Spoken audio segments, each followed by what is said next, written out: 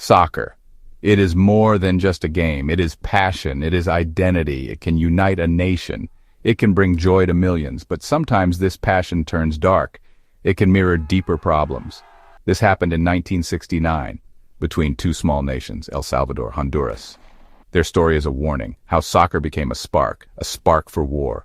This was not just about 22 men kicking a ball. It was about land. It was about poverty. It was about pride. Soccer became the stage where these tensions played out. A World Cup qualifying match. It sounded innocent. It was not. The goals scored on the field, they meant little. The battles fought off the field, they meant everything. This is that story. Please give us a thumbs up and subscribe to our channel for more content. El Salvador is a small country, densely populated. Land was scarce. Opportunities were few. Many people were poor. They looked for a better life. They looked nearby. To Honduras. Honduras was larger, less crowded. It had more land. For many Salvadorans, Honduras seemed like a promise, a new start. So they began to move, crossing the border, seeking work, seeking land. This migration started decades before 1969. Hundreds of thousands of Salvadorans. They made Honduras their home. At first, it was not a big problem. Hondurans often welcomed them. The Salvadoran migrants were hard workers. They farmed the land, they started small businesses, they contributed to the Honduran economy. But populations grew.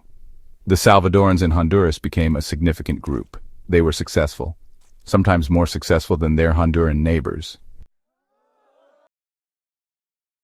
Tensions grew, not overnight, but slowly. Honduran peasants also wanted land. They felt squeezed. They saw Salvadorans farming land they felt should be theirs. The Honduran government faced pressure from its own citizens. They needed to act, or appear to act. Land reform was discussed. This was a common theme in Latin America, the struggle for land. But in Honduras, this land reform, it took a particular turn. It began to focus on the Salvadoran settlers. In the late 1960s, Honduras passed new land laws. These laws favored native-born Hondurans for land ownership. Salvadoran migrants, many without clear legal status. They were vulnerable. Suddenly, their farms were at risk. Their homes were at risk. Salvadorans were evicted. Forced off the land they had farmed for years, their livelihoods disappeared, their security vanished. This created anger. It created fear. The first game, June 8, 1969, Tegucigalpa, the Honduran capital. El Salvador's national team arrived. They expected a tough match. They did not expect the night before. It was filled with terror. Honduran fans surrounded their hotel all night long. They made noise, shouting, honking horns, setting off fireworks. The Salvadoran players could not sleep. They were intimidated. They were scared. This was not sportsmanship. This was psychological warfare. The message was clear: you are not welcome here. The next day, the game itself. The atmosphere was hostile. The stadium was packed with passionate Honduran supporters. The Salvadoran team was shaken, tired, unsettled. They played poorly. Honduras won. 1 week later, June 15, 1969, San Salvador, the return leg. The mood was electric. But it was a dark electricity. El Salvador was ready for revenge, for the treatment in Tegucigalpa. The Honduran team arrived. They knew what to expect. Their hotel was also targeted. All night. Noise, harassment, windows were broken, threats were shouted. Sleep was impossible. The Salvadoran press had whipped up a frenzy of nationalist fervor. This was more than a game. This was about national honor, the stadium in San Salvador. It was a cauldron of hostility. The Honduran flag was burned. The Honduran national anthem was booed. The Honduran players were terrified. They feared for their safety. El Salvador played with fierce determination. They had to win. They did win. The decider. June 27, 1969. Mexico City. Neutral ground. But there was nothing neutral about the feelings involved. The tension was at its peak. Both nations watched, breathlessly. This was it. The final sporting contest before something worse. El Salvador felt confident after their big win in San Salvador. Honduras felt wronged and angry about their treatment. The atmosphere was thick, even in a foreign city. The stakes were incredibly high, much higher than just soccer. The game itself was dramatic, a hard-fought battle. El Salvador took the lead. Honduras equalized. Then Honduras went ahead, 2-1. El Salvador fought back. They scored 2-2. The game went into extra time. The players were exhausted. The pressure was immense. Every tackle, every shot carried the weight of nations. Finally, El Salvador scored again, 3-2. That was the final score. El Salvador had won. They were going to the World Cup. Back in El Salvador, there was jubilation, massive celebrations. But this victory, it was the final spark for the waiting conflict. The Honduran defeat was a bitter pill. The soccer matches were over. The diplomatic ties were cut. Tensions were at breaking point. Both countries mobilized their armies.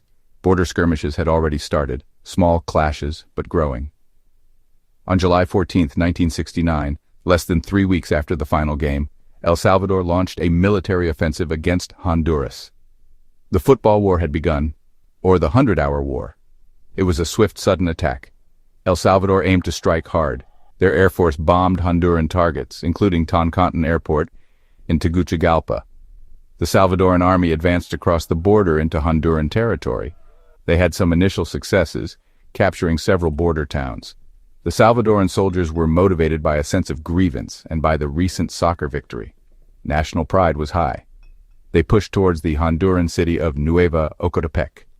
The Honduran military was caught off guard by the speed of the attack, but they regrouped. They began to resist fiercely. The fighting was intense. Both sides suffered casualties.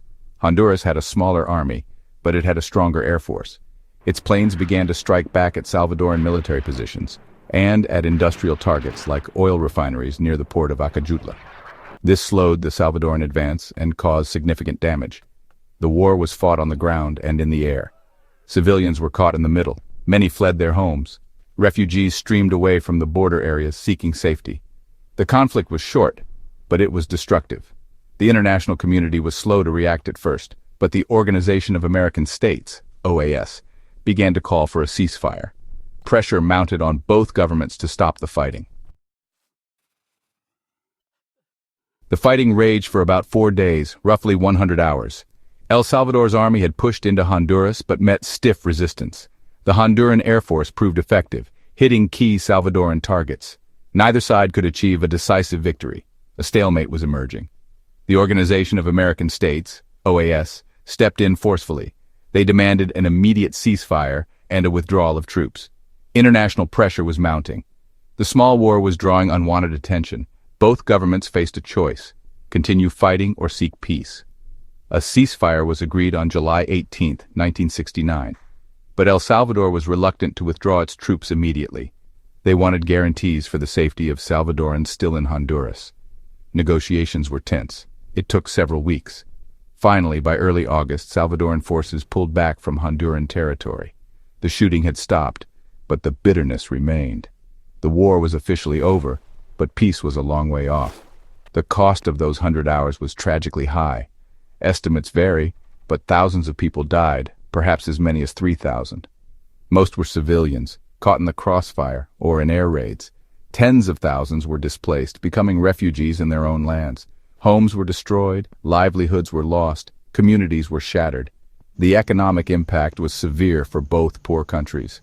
Trade between El Salvador and Honduras collapsed. It took years to recover. The Central American Common Market, a regional economic project, was badly damaged. The war set back development in the entire region. The border remained closed for years. Mistrust ran deep. The football war ended, but its echoes lingered for years. A formal peace treaty was not signed until 1980, 11 years later. Relations between El Salvador and Honduras remained tense.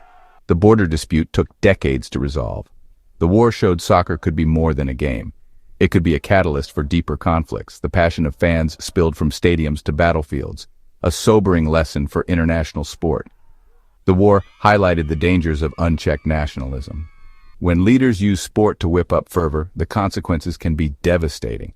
The real causes were land issues, poverty, and migration. Soccer was the stage for these dramas. It provided the flashpoint for tensions to boil over. A tragic example of symbols becoming more powerful than reality. Yet, soccer also has the power to unite and heal. After the war, things slowly changed. New generations grew up, less burdened by past hatreds. Soccer matches are now played with a different spirit. A spirit of rivalry, not war. The memory of the football war serves as a reminder. Sport should be a bridge, not a barrier. A way to celebrate shared humanity, not divisions. The lessons of 1969 are still relevant today. Sport can be a tool for diplomacy or exploited for darker purposes. The choice lies with us, the fans, the players, the leaders. The football war was a tragedy born of complex factors. Its story, intertwined with soccer, continues to fascinate and warn. The beautiful game led to an ugly reality. The scars remain, but the lessons endure.